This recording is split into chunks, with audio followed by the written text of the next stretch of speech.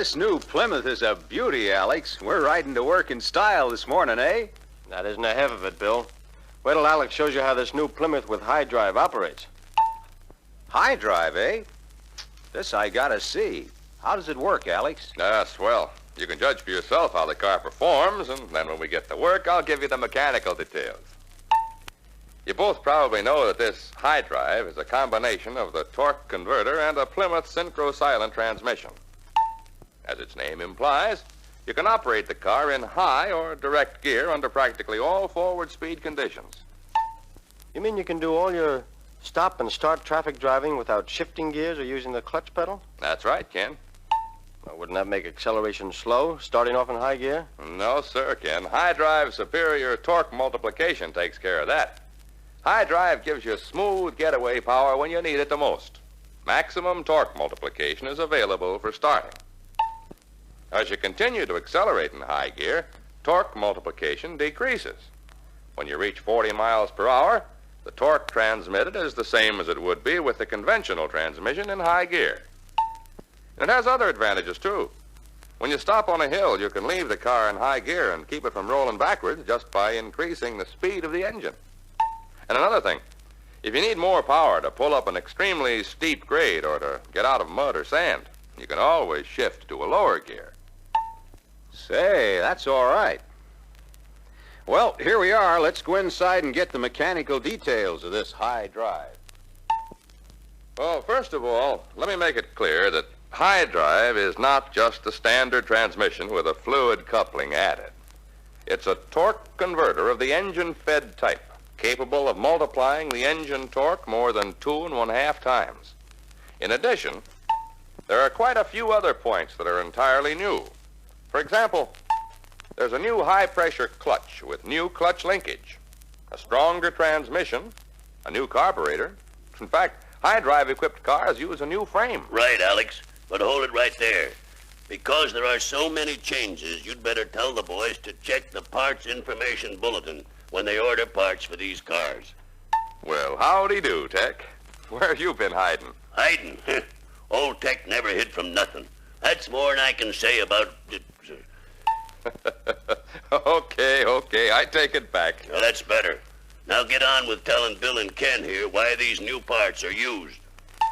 Well, the new high-pressure clutch is necessary because it has to transmit the greater torque made possible by the torque converter. The new clutch linkage is used to make the operation of the new high-pressure clutch easier. The transmission also had to be made stronger in order to handle the increased torque. And the carburetor has a dash pot to provide a slow throttle return to prevent engine stalling when it drops down to idle speed. Correct, my boy. And the neutral switch is an added protection to prevent starting the engine with the transmission in gear. Right again, Tech. Now, the torque converter is bolted to the crankshaft flange and is enclosed in an aluminum housing. Located between the converter housing and the rear face of the engine block is an aluminum adapter plate. The clutch and the transmission are then assembled behind the torque converter in the usual manner. Right on the nose, Alex. And this torque converter receives its supply of oil directly from the engine main oil gallery through drilled passages in the adapter plate and converter housing. Just what is the difference between a fluid coupling and torque converter, Alex? Oh, there's a lot of difference, Ken. You know, of course, that the fluid coupling has two units, an impeller and a turbine, enclosed in a housing that's nearly filled with oil. The impeller, which is turned by the engine, moves the oil in the housing, throwing it over against the turbine. As the engine speed increases, this oil thrown from the impeller to the turbine starts turning the turbine, and the car begins to accelerate. Well, I understand that part, Alex. But what's the difference between... Give him a chance. He's getting ready to tell you all about the torque converter. Well, like the fluid coupling, the torque converter has an impeller and a turbine enclosed in a housing. But the oil in this housing is under pressure from the engine oil pump. Right, Tech. That oil is supplied under pressure to make sure that the converter is always full. And also, by keeping pressure in the converter, its excellent performance is maintained. Another thing, pressure helps to circulate the oil and keep it cool so it won't vaporize and create oil bubbles. Right, Tech. But the greatest difference between the fluid coupling and the high drive torque converter is these two units called stators. Now, they're located in the oil circuit between the impeller and the turbine. They could be called the multipliers, the units which multiply torque. You see, when the engine turns the impeller, oil is thrown against the turbine, just as in the fluid coupling. Then, after the oil passes through the turbine, it's directed back to the impeller by the stators. This oil then enters the impeller in the direction the impeller is already turning. So as you can see, when it leaves the impeller the next time, it has added force to impart to the turbine. This torque increase, or multiplication, takes place while the car is moving at slow speeds. That's why this high drive is a honey on hills. You get increased torque when you need it. The fluid coupling, on the other hand, simply transmits the turning force from one unit to the other without increasing the torque output.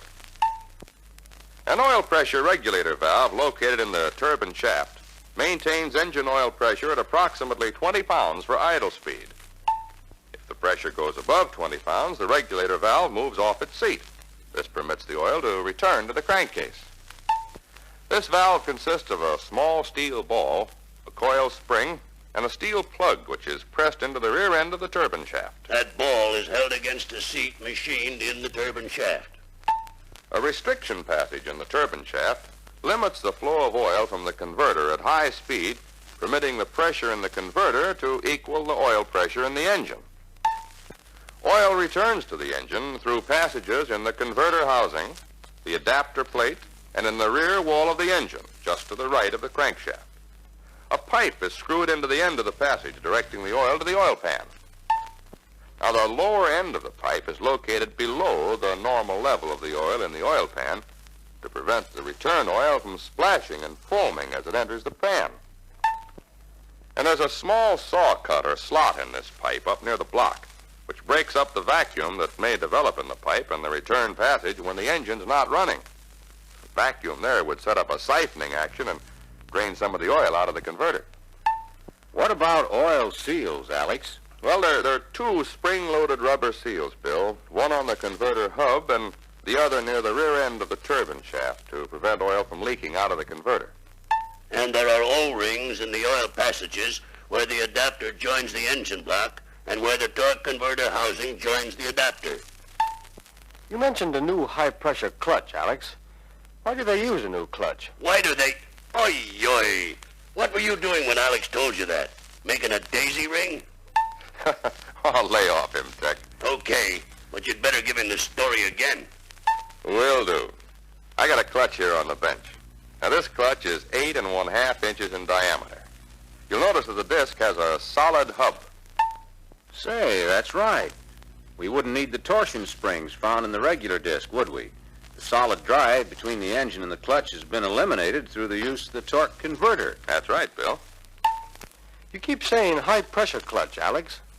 Why do you need this higher pressure? Because of the increased torque, Ken. A clutch with lighter pressure would be apt to slip. A low-friction type clutch linkage is used to provide easier clutch pedal operation with the new high-pressure clutch.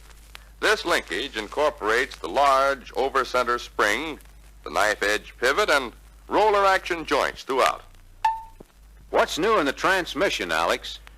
Well, the teeth of the main drive pinion and of the constant mesh gear and the reverse gear of the cluster assembly have been made stronger to transmit the greater torque load. And you boys want to remember, when you replace the gears in a transmission of a car equipped with high drive, be sure and use gears with the stronger teeth. And now somebody ought to turn the record over. How about going over that transmission neutral switch again, Alex? Sure, glad to, Ken. This switch is located in the starter switch to starter solenoid circuit. It's there to break the starting circuit except when the gear shift lever is in the neutral position. This neutral switch is identical with the switch used for the backup light. That's right, Tech. It's assembled in the gear shift housing and is operated by the movement of the gear shift lever shaft. But now let's look at this oil pump. It's externally mounted in the same position as formerly. The pump has a new cover incorporating a bypass valve.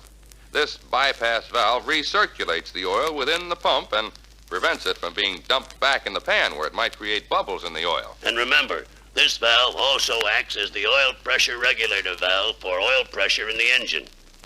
What about the old oil pressure regulator valve on the side of the block, Tech? That valve now functions as a bypass valve for the oil filter, controlling the flow of oil through the filter, Bill. Say, speaking of oil, an engine-fed torque converter means a greater quantity of oil in the system, right? That's right, Bill. When the engine is equipped with the torque converter, the normal oil change requirement is 10 quarts. The normal oil change requirement of the engine without the torque converter, of course, is 5 quarts. An extra quart is needed in each case when the filter is changed. And because of the larger quantity of oil circulating through the engine, the change period is only twice a year, in the spring and fall. But remember, this larger capacity does not mean more expense for the owner. I suppose the bypass-type oil filter is used with this engine. That's right, Bill. It's the bypass type with a replaceable filter element. And here's a point to remember. The normal filter element replacement period is 5,000 miles for all engines equipped with high drive. That's a good point, Alex. But you want to remember this, too. When the car is used in extremely dusty areas, or is driven infrequently, and then for only short distances, the filter may have to be changed more often. How about giving us some service information on this new high drive, eh, Alex? Okay, Bill. Suppose we take a look at the clutch linkage first. Actually, there are only 2 adjustments of the clutch linkage you'll have much occasion to use. One is to provide proper tension of the over-center spring, and the other is to assure correct clutch pedal free play. Let's start out with the adjustment of the over-center spring tension. If the pedal is sluggish in returning to position, or if it seems to require more pressure than it should to operate the pedal, you'll need to adjust the tension of the over-center spring. The adjustment is made by turning the sleeve nut on the spring eye bolt. If the pedal is soft and sluggish on return, back off the sleeve nut. If pedal action is hard, tighten the sleeve nut until the desired action is obtained.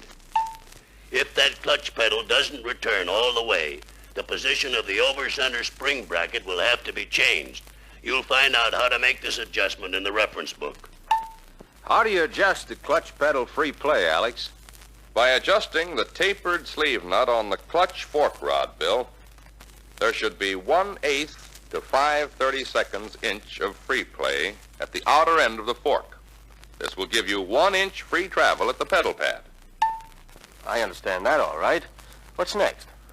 Well, I guess we're ready to talk about the carburetor next. Good. Is the carburetor much different? No, Bill, it's the same type, but has a mechanical slow throttle device added. Is that what you call a dashpot? Yeah, Ken. That slow throttle device is actually a mechanically operated dashpot. It prevents engine stalling when your foot is suddenly removed from the accelerator when coming to a stop or slowing down. Say, Alex, what's this adjusting screw in the top of the bowl cover for? That's the adjustment for the slow throttle return device, Bill. When the accelerator is released and the throttle starts to close, this hook on the outer end of the throttle shaft arm draws the plunger lifter link and plunger down into the cylinder by means of the pickup arm and link. The fuel, which has filled the cylinder, resists this downward travel because it can escape only through the small orifice in the lower end of the plunger rod.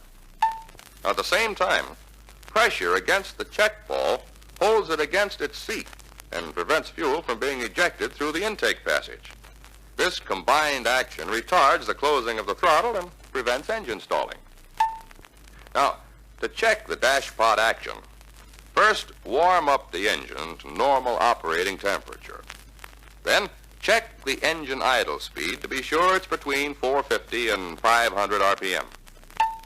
Then set the handbrake and hold the foot brake with the left foot.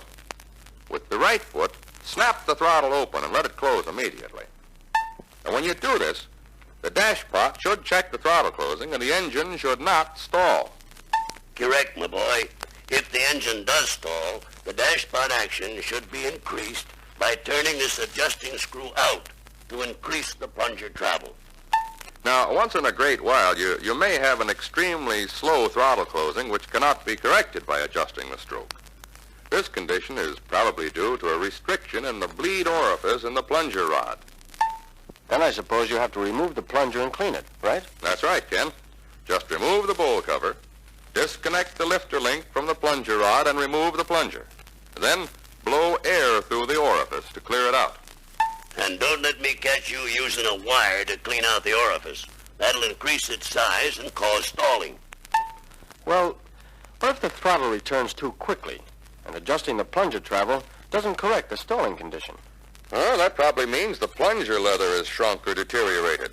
If that's the case, you'll have to replace the plunger and rod assembly. And if the engine still stalls, it can be a number of things. Faulty plugs, carburetor idle mixture out of adjustment. You'll have to do some more checking to find out what's causing the condition. Is there a story on servicing this torque converter? Yes, there is, Bill. You'll find the details on how to check for slippage and also for oil leaks in the reference book. Now, why don't you give the boys some tips on driving this car with high drive, Alex? That's a good idea, Tech. Although, actually, there are only two things to remember when driving the Plymouth equipped with high drive. First, the transmission has to be in neutral before you can start the engine. Second, you start off in high gear and don't use the clutch after you once shift to high. What about starting the engine by pushing? Very easy, Ken. Just place the gear shift lever in low gear, turn on the ignition switch, and hold the clutch pedal down. You mean that's all there is to it? And that's all, Ken. When the car reaches a speed of about 10 to 15 miles per hour, engage the clutch. Hold it right there, Alex. There's a caution you ought to give them about towing. Caution? Oh, hey, that's right. Don't tow a high drive equipped Plymouth to start it. When the engine catches, that quick acceleration may cause you to run into the rear end of the towing car. And don't keep pushing the car all over town.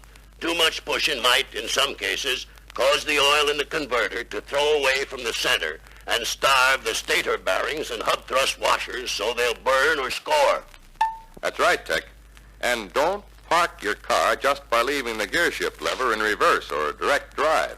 Remember, there's no solid connection between the engine and the rear wheels, so the engine can't be used to hold the car. Set the parking brake. Hey, you leaving, Tech? Yep. But before I go, let me say that proper maintenance of this high drive, like any kind of maintenance, can't be just good. It's got to be perfect. Give the customer the high-grade service he expects, and he'll keep coming back. Now I gotta run. One more quick question, Tech. Can I put high drive on my Plymouth? No, it can't be done, Ken. Too many new parts. You gotta buy the car already equipped with high drive. Thanks, Tech. So long. See you next month. Hold on, boys.